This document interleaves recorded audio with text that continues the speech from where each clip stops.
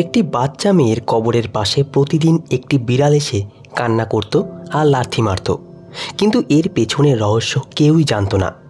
একদিন এক police officer এই দৃশ্য দেখে খুব অবাক হলেন এবং বিড়ালটি কবরে লাথি মেরে চলে যাওয়ার পরে পুলিশ অফিসার কবরটি খোঁড়ার আদেশ দিলেন। কিন্তু যখন কবর খোঁড়া হলো তখন সবাই হতবাক হয়ে গেল, কেননা তার মধ্যে পুলিশে চাকরি করা আমার 3 বছর হয়ে গেছে, কিন্তু এই 3 বছরে আমি কখনো এমন অদ্ভুত অভিযোগ শুনিনি। গত কয়েকদিন ধরে আমি প্রতিদিন একই অভিযোগ শুনছিলাম যে একটা বিড়াল একটা ছোট্ট মেয়ের কবরের কাছে গিয়ে জোরে জোরে কান্না করে এবং লাথি মারে। তাই গ্রামবাসীরা বিশ্বাস করতে শুরু করে যে মেয়েটি এখনও জীবিত আছে। তাদের এই কথা শুনে আমার তাদের অন্ধবিশ্বাস থেকে খুব রাগ হতো, কেননা এটা একেবারেই অসম্ভব। এটা এমন একটা গ্রাম যেখানের মানুষজন খুব বেশি শিক্ষিত ছিল না, তাই তাদের কাছ থেকে এই ধরনের কথা শোনা অস্বাভাবিক কিছু ছিল না। আজ আমি নিখোঁজ ব্যক্তিদের মামলার ফাইল দেখছিলাম। হঠাৎ এক মহিলা উদ্ভ্রান্তের মতো থানায় প্রবেশ করল। তার চোখ ফোলা এবং তার শরীরে জায়গায় জায়গায় আঘাতের চিহ্ন। তার অবস্থা দেখে আমার মনে হচ্ছিল নিশ্চয়ই তার সাথে খারাপ কিছু হয়েছে। তাই আমি বাকি ফাইলগুলো একপাশে সরিয়ে রেখে মনোযোগ দিয়ে তাকে পর্যবেক্ষণ করতে লাগলাম। একটু পরেই ওই মহিলার পেছনে পেছনে আর একটি মহিলা দৌড়ে এলো এবং হাত জোর করে বলল, স্যার, আমরা আপনার কাছে ক্ষমা চাইছি। আসলে এই মহিলাটি মানসিক রোগী। এ যখন তখন মানুষের বাড়িতে ঢুকে তাদের বিরক্ত করে, কিন্তু আজ যে সে থানায় চলে আসবে সেটা আমরা ভাবতেই পারিনি। সেই মহিলাটি বারবার ক্ষমা চাইছিল এবং প্রথম মহিলাটিকে টেনে বাইরে নিয়ে যাওয়ার চেষ্টা করছিল, কিন্তু আমার মনে হচ্ছিল সেই মহিলা যাকে মানসিক রোগী বলছে সে আমাকে কিছু বলতে চায়, কেননা তাকে খুব অস্থির দেখাচ্ছিল। তাই আমি তাকে থামিয়ে সেই দ্বিতীয় মহিলাটিকে বললাম, তুমি বাইরে যাও, আমি এর সাথে কিছু কথা বলতে চাই। প্রথমে দ্বিতীয় মহিলাটি ইতস্তত করছিল, কিন্তু যখন আমি তাকে রাগী স্বরে ধমক দিলাম তখন সে কোনো কথা না বলেই বাইরে চলে গেল। আমি বাকি পুলিশ কর্মীদেরও ঘর থেকে বাইরে বেরিয়ে যেতে বললাম। তাদের মধ্যে কয়েকজন কনস্টেবল মুচকি হেসে আমার দিকে তাকাচ্ছিল। তাদের চিন্তাভাবনা ও উদ্দেশ্য দেখে আমার রাগ হচ্ছিল, কেননা আমি বুঝতে পারছিলাম যে তারা আমার সম্পর্কে কী ভাবছে। কিন্তু আপাতত আমার মনোযোগ শুধু সেই মহিলাটির দিকেই ছিল। আমি সেই মহিলাটিকে বসতে বললাম, কিন্তু সে সঙ্গে সঙ্গেই বসে অদ্ভুতভাবে নিজের মাথা চুলকাতে শুরু করলো। তারপর সে হঠাৎ জোরে জোরে কাঁদতে শুরু করলো। তাকে এভাবে কাঁদতে দেখে আমি অস্থির হয়ে গেলাম, কারণ আমার ভয় হচ্ছিল যে বাইরে থাকা পুলিশ কর্মীরা হয়তো আমাকে ভুল ভাববে। আমি অনেক কষ্টে তাকে শান্ত করে জিজ্ঞাসা করলাম, আপনি এখানে কেন এসেছেন? এখন আমারও মনে হতে শুরু করেছে যে এই মহিলা হয়তো সত্যিই মানসিকভাবে অসুস্থ, এবং এই ধরনের প্রশ্ন করে আমি নিজেই বোকা বনে যাচ্ছি। কিছুক্ষণ পর সে ফুপিয়ে ফুপিয়ে কাঁদতে কাঁদতে বলল, আমার মেয়ে বেঁচে আছে, প্লিজ আমার মেয়েকে বাঁচান, সে কবরের ভেতরে কাঁদছে। আজ রাতেও সে আমার স্বপ্নে এসেছিল এবং আমাকে বলছিল, মা, আমাকে ওখান থেকে বের করো, কিন্তু কেউই আমার কথা বিশ্বাস করছে না। এই কথা বলেই সে আবার জোরে জোরে কাঁদতে শুরু করলো। তার কথা শুনে আমি অবাক হচ্ছিলাম, আবার রাগও হচ্ছিল। এখন আমার মনে হচ্ছিল সত্যিই আমি একজন মানসিক রোগীর সাথে কথা বলে বোকামি করছি। তাই আমি তাকে সান্ত্বনা দিয়ে বললাম, তুমি চিন্তা করো না, আমি তোমার মেয়েকে খুঁজে বের করব। এরপর আমি বাকিদের ভেতরে ডাকলাম এবং সেই মহিলাটিকে বাড়িতে পাঠিয়ে দিলাম। আমি তখনও বসে বসে সেই মহিলাটির কথাই ভাবছিলাম। এমন সময় কনস্টেবল বর্মন দ্রুত আমার কাছে এসে বলল, স্যার, আপনি আমার কথা বিশ্বাস করুন বা না করুন, কিন্তু আমার মনে হচ্ছে এই মামলাটা কিছু একটা আছে। প্রথমে আমারও মনে হয়েছিল লোকেরা ভিত্তিহীন কথা বলছে, কিন্তু যখন থেকে আমি নিজে সেই মেয়েটির কবর দেখে এসেছি তখন থেকে আমার ধারণা পাল্টে গেছে। সেখানে সত্যি সেই বিড়ালটা রোজ গিয়ে কাঁদে আর লাথি মারে। এতে কিছু লোকের এই ধারণা হয়েছে যে বিড়ালটি কবর খুঁড়ে মেয়েটিকে ওখান থেকে বের করতে চাইছে। কনস্টেবলের কথা শুনে আমি রেগে বললাম, থামো বর্মন, তুমি কিভাবে এই ধরনের বোকা বোকা কথায় বিশ্বাস করতে পারো, যেখানে তুমি জানো অনেক দিন আগে তাকে কবর দেওয়া হয়েছে? তাহলে কি করে সে এখনও বেঁচে থাকতে পারে? ধরে নিলাম সে বেঁচে ছিল, কিন্তু কবর দেওয়ার পরে কোনো মানুষ কতক্ষণ শ্বাস নিতে পারে? আমি কনস্টেবল বর্মনকে বোঝানোর চেষ্টা করছিলাম, কিন্তু সে অদ্ভুত দৃষ্টিতে আমার দিকে তাকিয়েছিল, যেন মনে হচ্ছিল সে আমার কথাই শোনেননি। এটা দেখে আমার আরও রাগ হলো এবং আমি রাগান্বিত স্বরে বললাম, এখন তুমি এটা বলো না যে তুমিও গ্রামবাসীদের মতো অন্ধবিশ্বাসে বিশ্বাস করতে শুরু করেছো। সে গভীর শ্বাস নিয়ে বলল, স্যার, আপনি আমার কথা বুঝতেই চাইছেন না। আমার মনে হয় আপনি একটু বেশি শিক্ষিত, যার কারণে এই ধরনের কথায় আপনার আর বিশ্বাস নেই। তার কথা শুনে আমার রাগ আরও বেড়ে গেল, আর আমি তাকে কঠোর স্বরে বললাম, এরপর থেকে আমার সামনে এই ধরনের বাজে কথা আর বলবে না। আর আমার শিক্ষিত হওয়ার ব্যাপারে যদি বলো, তাহলে আমি বুঝতে পারি যে কুসংস্কার আর সত্যের মধ্যে আকাশ পাতালের তফাৎ। আমার কথা শুনে সে চুপচাপ মাথা নিচু করে বেরিয়ে গেল, আর আমি হারিয়ে যাওয়া লোকজনের মামলার সঙ্গে জড়িত ফাইলটা দেখতে লাগলাম। এই কেসটা অনেক জটিল হয়ে পড়েছে, আর এই বিড়াল কাণ্ডে পুরো গ্রামে হইচই পড়ে গেছে। আমি বেশিক্ষণ ফাইলে মনোযোগ দিতে পারলাম না, কেননা আমার মাথায় কেবল ওই বিড়ালের কথাই ঘুরপাক খাচ্ছিল। আমাকে নিজের চোখে একবার দেখতে হবে যে কি এমন ঘটনায় হয়েছে যা পুরো গ্রামের মানুষকে পাগল করে তুলেছে এবং তাদের বিচার বুদ্ধি একেবারে নষ্ট করে দিয়েছে। আমি মনে মনে ঠিক করলাম যে নিজের চোখে দেখার জন্য বিকেলে গ্রামে এক চক্কর দেব এবং গ্রামবাসীদের সঙ্গে কথা বলে দেখতে হবে যে তারা এই গুজব নিয়ে কি ভাবছে। আমি এটাও দেখতে চাইলাম যে বিড়াল কাণ্ডটা সত্যি গ্রামের প্রতিটা মানুষের মুখে মুখে ঘুরছে, নাকি শুধু কয়েকজন মিলে এই গুজবটা রটাচ্ছে। বিকেলের দিকে আমি যখন বর্মনকে এই ব্যাপারে বললাম, তখন সে খুব উৎসাহিত হয়ে বলে উঠল, আমার মনে আগে থেকেই এই বিশ্বাস ছিল যে আপনি আমাদের কথায় ভরসা করবেন। আমার মনে হচ্ছিল আমি তাকে বলি, এসব তোমার কথা শুনে করছি না, আমি নিজেই সত্যিটা জানতে চাই। কিন্তু তার মন খারাপ করতে চাইলাম না বলে এই কথাটা আমি চেপে গেলাম। এরপরে আমরা সন্ধ্যায় গ্রামের দিকে রওনা দিলাম। গ্রামটা বেশ বড়, লোক সংখ্যাও অনেক বেশি, কিন্তু সঙ্গে সঙ্গে সীমাহীন দারিদ্র্যও ছিল। এই কারণেই এই গ্রামের মানুষ পড়াশোনাকে বিশেষ গুরুত্ব দিত না। তাদের বিশ্বাস ছিল পড়াশোনার কি হবে, তাই তারা পড়াশোনায় টাকা নষ্ট করতে চাইতো না। আমি কিছু দূর হেঁটে এক গলিতে ঢুকতেই এক মহিলার গলা কানে এলো। সে অনেক রংচং মিশিয়ে আর একজন মহিলাকে বলছিল, আরে জানিস তো, রাতের বেলা আবার সেই বিড়ালটা ওই মেয়ের কবরের কাছে গিয়েছিল, এমনকি কবরের অর্ধেক খুঁড়েও ছিল, কিন্তু কয়েকজন লোক সেটা দেখতে পেয়ে বিড়ালটিকে তাড়িয়ে দেয়, না হলে কে জানে কবরের ভেতরে কি বেরিয়ে আসতো। অন্য একজন মহিলা আগ্রহ নিয়ে বলল, সত্যি? তারপর কি হলো? তখন প্রথম মহিলা বলল, আমার তো মনে হচ্ছে আমাদের সেই মেয়েটার সাহায্য করা দরকার, না হলে আমাদের ওপরও ভগবানের অভিশাপ পড়বে। আমি তো আমার স্বামীকে স্পষ্ট বলে দিয়েছি, বাকি সব কিছু বাদ দাও, তুমি গিয়ে সেই কবরটা খুঁড়ে দেখো। কিন্তু আমার স্বামী বলেছিল যে যদি পুলিশের কাছে এই খবর পৌঁছে যায় তাহলে ওরা ধরে নিয়ে যাবে। ওই পুলিশের ভয়ে আমরা চুপ করে আছি, নাহলে কবে খুঁড়ে বের করে ফেলতাম আসল ব্যাপারটা কি। সে আর কিছু বলার আগেই আমি তার সামনে গিয়ে দাঁড়ালাম, কারণ আমি তার মনের কুসংস্কারটা দূর করতে চাচ্ছিলাম। আমি তাকে জিজ্ঞেস করলাম, তুমি নিজের চোখে দেখেছো সেই বিড়ালটা কবর খুঁড়ছে? আমার কথা শুনে সে নাতে মাথা নাড়লে আমি বললাম, তাহলে তুমি কিভাবে এত নিশ্চিত যে এই সব কিছু সত্যি? আমার কথা শুনে সে একেবারে চুপ হয়ে গেল। এরপরে যখন আমি সেখান থেকে চলে যাচ্ছিলাম তখন সে আমাকে ডাকলো আর বলল, গ্রামের সবাই বলছে এটা একটা অলৌকিক ঘটনা। তার কথা শুনে আমি মনে মনে ভাবলাম, ঠিকই বলে লোকে, গ্রামের অশিক্ষিত মানুষের সঙ্গে তর্ক করে কোনো লাভ নেই। তাই আমি তার সঙ্গে কোনো তর্কে গেলাম না এবং বুঝে গেলাম যে এদের সাথে কথাই কিছু হবে না, এদের নিজের চোখে প্রমাণ দেখাতে হবে। এরপর আমি গ্রামের বাকি লোকেদের সঙ্গে দেখা করতে গেলাম, কিন্তু সবার একই কথা বলছিল, আপনি শুধু একবার ভরসা করে কবরের কাছে চলুন, তাহলে নিজেই বুঝতে পারবেন যে আমরা যা বলছি তা সত্যি। সবশেষে আমি গ্রামের মোড়লের কাছে গেলাম, কিন্তু সেখানেও আমি একই ধরনের কথা শুনলাম, বরং সে আরও অনেক কথা বলল। সেগুলো শুনে আমি আরও অবাক হয়ে গেলাম। মোড়ল শিক্ষিত মানুষ ছিলেন, কিন্তু তবুও সে এমন সব কথা বলছিল যা শুনে আমি আরও হতবাক হয়ে গেলাম। সে বলল, সাহেব, কী নিশ্চয়তা আছে যে মেয়েটি সত্যিই কবরের ভেতরে মরে আছে? হতেও পারে সে এখনও বেঁচে আছে, আর যদি নাও থাকে তাহলে হয়তো ওখানে কোনো গুপ্তধন লুকানো আছে, যেটা হয়তো সেই বিড়ালটা খুঁজে বের করার চেষ্টা করছে।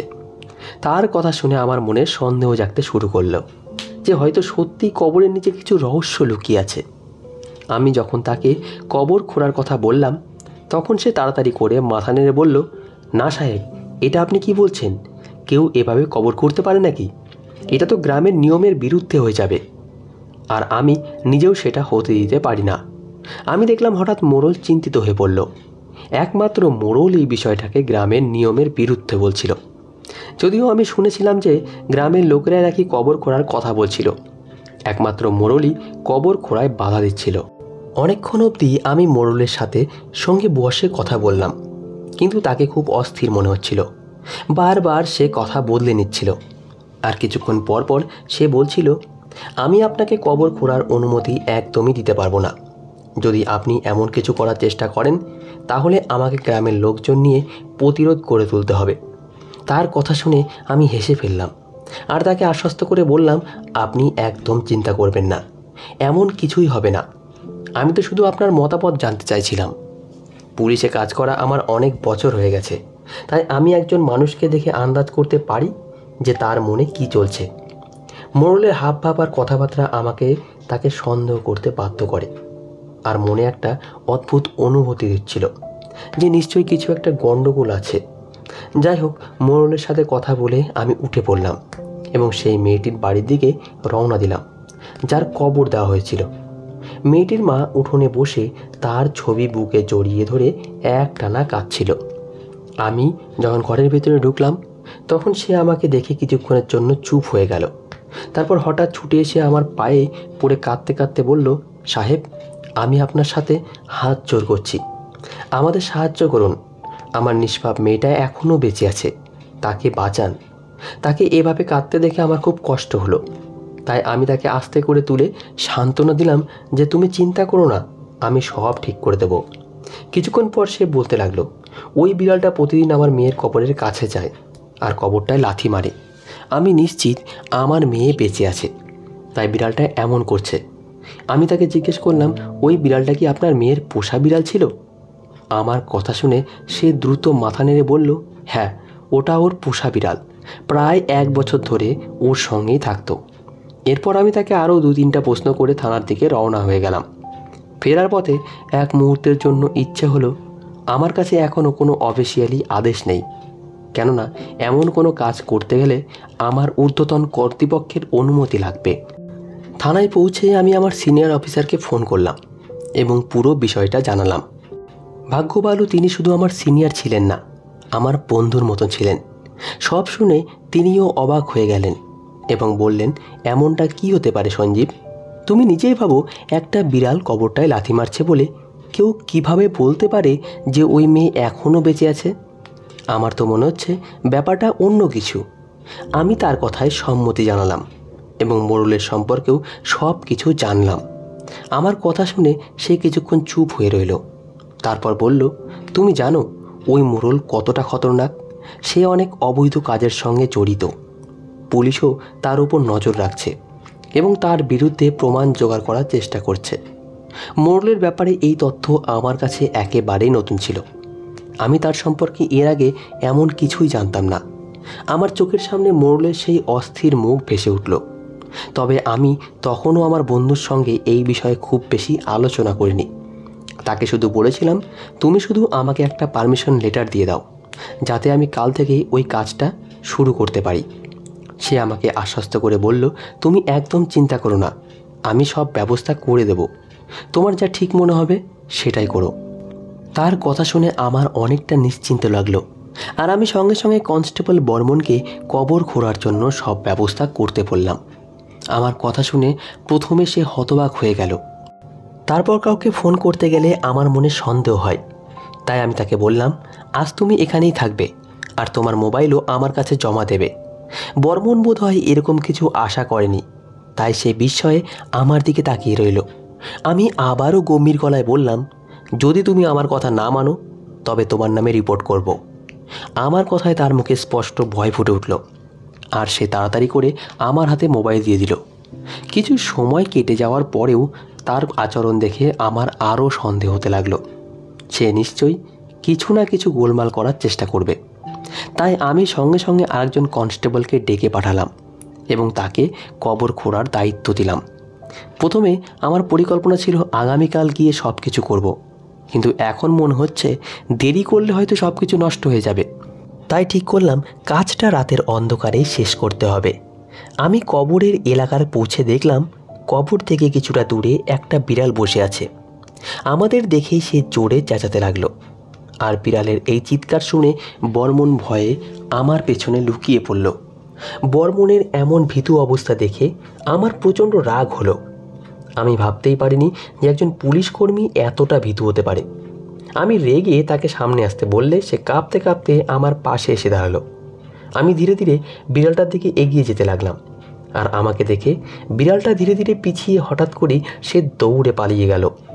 তখনই বর্মন চিৎকার করে উঠল, স্যার এর পেছনে যাবেন না, আমার মনে হচ্ছে এখানে অন্য কিছু চলছে।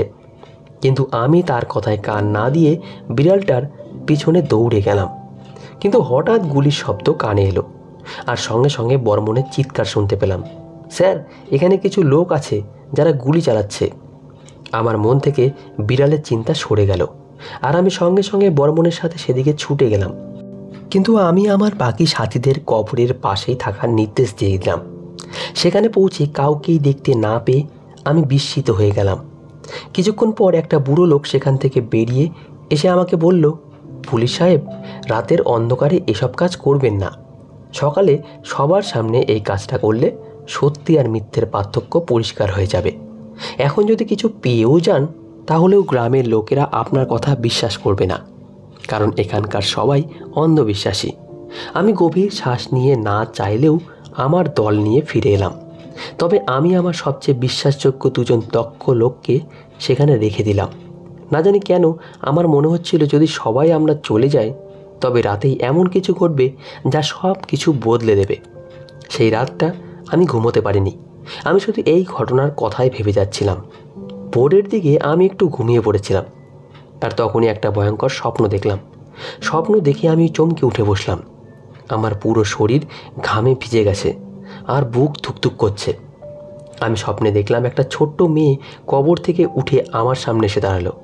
আমার কলার ধরে ঝাঁকাতে ঝাঁকাতে বলল, তুমি তো জানো আমি বেঁচে আছি, তারপরেও কেন তুমি আমাকে সাহায্য করতে আসোনি? তোমার কারণেই তারা আমাকে মেরে ফেলেছে। এরপর সে আমার গলা চেপে ধরল, আর আমি ভয়ে চিৎকার করে জেগে উঠলাম। আমার এই অবস্থা দেখে পাশে বসে থাকা বর্মন ঘাবড়ে গেল এবং বলল, স্যার কী হয়েছে? আপনি তো ঘামে ভিজে গেছেন, আপনি কোনো ভয়ঙ্কর স্বপ্ন দেখেছেন কি? তার কথা শুনে আমি মাথা নেড়ে বললাম, হ্যাঁ সত্যি খুব ভয়ানক স্বপ্ন দেখলাম। এখন আমার মন অস্থির হয়ে উঠেছে, তাই আমি আর দেরি করতে চাইলাম না। যেভাবেই হোক সেই কবর খুঁড়ে আমাকে সব কিছু দেখতেই হবে। ঘণ্টাখানেক পরে আমি আবার সেই কবরের কাছে ফিরে গেলাম এবং দেখলাম আমার লোকেরা এখনও সেই কবরের পাশেই দাঁড়িয়ে রয়েছে। তাদের অবস্থা খুবই খারাপ দেখাচ্ছিল, কারণ সারা রাত পাহারা দিতে দিতে তারা ভীষণ ক্লান্ত হয়ে পড়েছে। আমি তাদের বললাম, তোমরা বাড়ি গিয়ে বিশ্রাম নাও। কিন্তু তারা বলল, যতক্ষণ না এই কেসটা পুরোপুরি মিটছে ততক্ষণ আমরা এখান থেকে এক চুলও নড়ব না। আমি আমার লোকেদের কবরটা খোঁড়া শুরু করতে বললাম। তারা কিছুটা মাটি খোঁড়ার সাথে সাথে মোড়ল এসে সেখানে হাজির হলো এবং রেগে চেঁচিয়ে বলল, আপনারা এখনই এই কাজ বন্ধ করুন, না হলে আমার থেকে খারাপ কেউ হবে না। তার কথা শুনে আমি হেসে বললাম, তোমার যা খুশি করো, কিন্তু আমি এই কবরটা খুঁড়বই, আর জানবই যে আসলে এর ভেতরে কি আছে। এরপরে মাটি একটু খুঁড়তে কিছু মাংসের টুকরো বাইরে বেরিয়ে এলো, আর সেই মাংসের গন্ধে হঠাৎ একটা বিড়াল দৌড়ে এসে সেই টুকরোগুলোর উপর ঝাঁপিয়ে পড়ল। এটা দেখে আমি বুঝে গেলাম যে এই বিড়ালটা অন্য কোনো কারণ না, শুধু এই মাংসর টুকরোগুলোর গন্ধেই বারবার এখানে আসছিল। কিন্তু এখন প্রশ্ন হলো, এই মাংসের টুকরোগুলো এখানে রাখলো কে? আর এই ব্যাপারটাই আমার মনে খচখচ করছিল। যাই হোক, আমি আমার সঙ্গীদের বললাম, কবর খোলা চালিয়ে যাও। কিছুক্ষণ পরে কবরটা আরও গভীর খোঁড়া হলে দেখা গেল ভেতরে সব কিছু একদম স্বাভাবিক। মনে হচ্ছিল যেন এখানে কাউকে কখনো কবর দেওয়াই হয়নি। আমি সেখানকার খানিকটা মাটি তুলে পরীক্ষার জন্য পাঠালাম। একদিন পরে যখন রিপোর্ট এলো তখন সেটা দেখে পরিষ্কার হলো যে ওই কবরটায় কখনো কাউকে কবর দেওয়া হয়নি। এখন কিছুতেই আমার মাথায় ঢুকছিল না যে এই কবর আর সেই মেয়েটার গল্পটা আসলে কি। যখন আমি সেই মেয়েটার কবর দেওয়ার সময় কে কে ছিল সেই সম্পর্কে খোঁজ নিতে শুরু করলাম, তখন জানতে পারলাম সেই ছোট্ট মেয়েটির মৃত্যুর পরে গ্রামের মোড়ল তাকে নিয়ে গিয়েছিল, কারণ মেয়েটির মা টাকার অভাবে তার একমাত্র মেয়ের শেষকৃত্যের ব্যবস্থা করতে পারেননি। এছাড়াও আমি জানতে পারলাম সেই মেয়েটিকে গাড়িতে করে মোড়লই নিয়ে এসেছিল, আর সে সবাইকে বলেছিল সে নাকি মেয়েটিকে জঙ্গলের ভিতরে মৃত অবস্থায় পেয়েছে। আসলে এই ঘটনাটা প্রায় 15 দিন আগের, আর আমি এই ব্যাপারে কিছুই জানতাম না। এছাড়াও এই গ্রামের শিশুরা একের পর এক নিখোঁজ হয়ে যাচ্ছিল। এই কথা শুনে আমার মোড়লের ওপরে সন্দেহ জাগতে শুরু করে, কিন্তু আমি তাকে কিছুই না বলে চুপচাপ তার ওপর নজর রাখতে শুরু করলাম এবং আমার সঙ্গে কাজ করা জুনিয়র অফিসারদের বলে দিয়েছিলাম যে তারা যেন মোড়লের প্রতিটি গতিবিধির ওপর কড়া নজর রাখে। এদিকে আমি এমন ভাব দেখাতে লাগলাম যে গ্রামে কি হচ্ছে তাতে আমার কোনো আগ্রহই নেই। কিছুদিন পরেই গ্রামের আর একটা মেয়ে নিখোঁজ হওয়ার খবর পেলাম, আর আমি ভেতরে ভেতরে পুরো মনোযোগ দিয়ে এই কেসে কাজ করতে লাগলাম। কয়েকদিন পর আরেকটি মেয়ে নিখোঁজ হওয়ার খবর এলো। এবার আমি আমার সব গোপন এজেন্টকে গ্রামে ও আশেপাশের জঙ্গলে ছড়িয়ে দিলাম। পরের দিন আমার একজন এজেন্ট মোড়লকে একটা মেয়েকে নিয়ে দ্রুত জঙ্গলের দিকে যেতে দেখে এবং তার পিছু নিয়ে দেখে মোড়ল সেই মেয়েটাকে একজন অপরিচিত লোকের হাতে তুলে দেয়। আমার লোকেরা সেই ব্যক্তির পিছন পেছন গিয়ে দেখতে পায় জঙ্গলের ভেতরে একটা গোপন সুড়ঙ্গ আছে, যেখানে মোড়ল মেয়েদের নিয়ে আটকে রাখে। খুব শিগগিরই সে ওই সব মেয়েকে বিদেশে পাচার করার উদ্দেশ্য ছিল তার। সেই মেয়েগুলোর মধ্যে সেই মেয়েটাও ছিল, যার কবরের সামনে সবাই আবেগে ভিড় জমিয়েছিল, কারণ প্রতিদিন একটা বিড়াল সেখানে গিয়ে লাথি মারত। গ্রামের মানুষদের বিশ্বাস ছিল এই বিড়ালের এমন আচরণের কারণ সেই মেয়েটি এখনও বেঁচে আছে। আর সত্যিই মেয়েটি বেঁচে ছিল, কিন্তু কবরের ভেতরে নয়, বরং সেই গোপন সুড়ঙ্গের ভেতরে। আমি মোড়লকে হাতে নাতে ধরে ফেললাম এবং আমার সহকর্মীদের সাহায্যে তাকে উপযুক্ত শাস্তি দিতে সক্ষম হলাম। এরপরেই গ্রামের মানুষ বুঝতে পারল যে সেসব কথা তারা এতদিন বিশ্বাস করে আসছিল সেগুলো নিছক গুজব ছিল। মোড়ল নিজের অপরাধ ঢাকতে এই কথা রটিয়ে দিয়েছিল যাতে কেউ সন্দেহ না করে এবং সে নিশ্চিন্তে তার অপরাধ চালিয়ে যেতে পারে। এখন তারা উপলব্ধি করতে পেরেছে যে কোনো কিছুই অন্ধের মতো বিশ্বাস করা উচিত না, বরং সত্যটা জানার চেষ্টা করাই সবসময় উচিত। তো বন্ধুরা, আজকের গল্পটি এই পর্যন্তই। যদি আপনাদের এই গল্পটা ভালো লেগে থাকে তাহলে কমেন্ট করে অবশ্যই জানাবেন। ধন্যবাদ সবাইকে। ভালো থাকবেন, সুস্থ থাকবেন।